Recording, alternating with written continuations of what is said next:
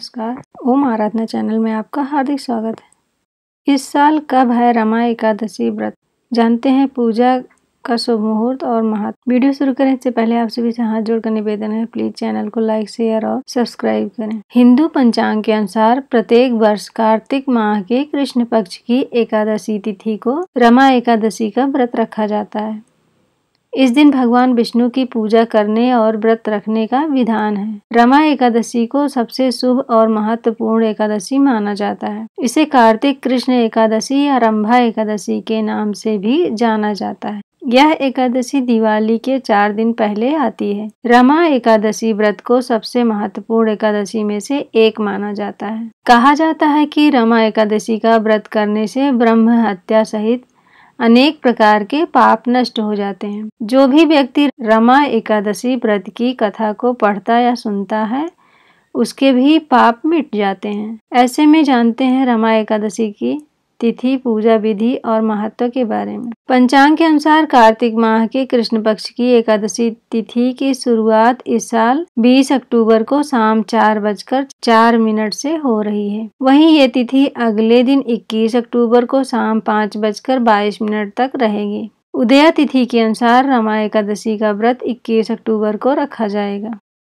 भगवान विष्णु की पूजा विधि विधान से करें। अब सुनते हैं रमा एकादशी व्रत की कथा। रमा एकादशी की व्रत कथा को सुनने के अनेक फायदे हैं।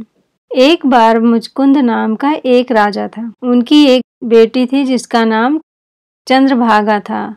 उनका विवाह राजकुमार शोभन से हुआ था, जो राजा चंद्रसेन के पुत्र थे। राजा मुचकुंद भगवान विष्णु के सच्चे भक्त थे और रमा एकादशी का व्रत रखते थे। इसके अलावा वह बहुत ही दयालु शासक भी थे। अपने पिता की तरह चंद्रभागा भी भगवान विष्णु के भक्त थे और बचपन से ही रमा एकादशी का व्रत रखते थे। एक बार चंद्रभागा का पति राजा मुचकुंद के राज्य में घूमने आता है। कार्तिक मास में कृष्ण पक्ष का समय था। सभी की तरह शोभना को भी एक दिन का व्रत रखने को कहा गया। हालांकि उनकी खराब सेहत के कारण शोभना व्रत नहीं रख पाई। चंद्रभागा ने अपने पति को कहीं और जाने के लिए कहा, क्योंकि अगर वह अपने पिता के राज्य में रहता है तो उसके लिए उपवास करना अनिवार्य है। लेकिन शोभना ने कहीं और जाने से इनकार कर दिया और परिणाम के बारे में न सोचकर उपवास का पालन करने का फैसला लिया। हालांकि शोभना काफी कमजोर थी। आधी रात को भूख प्यास से उनकी मौत हो गई। उनकी मृत्यु के बाद राजकुमार शोभना आकाशीय में प्रवेश करते हैं और एक अद्वितीय और महान राज्य प्राप्त करते हैं, क्योंकि उन्होंने रमा एकादशी व्रत रखा।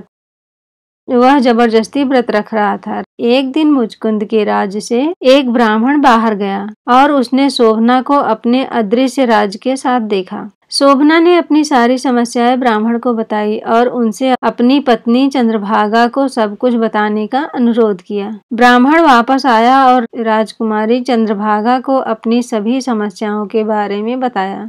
चंद्रभागा भगवान विष्णु के सच्चे भक्त थे, इसलिए उन्होंने अपने दिव्य आशीर्वाद से राज्य को वास्तविकता में बदल दिया। अंत में उन दोनों ने राज्य को हमेशा के लिए बरकरार रखा और एक दिव्य और आनंदमय जीवन जीने के लिए रमा एकादशी के अवसर पर किए जाने वाले आनंदमय जीवन जीने लगे।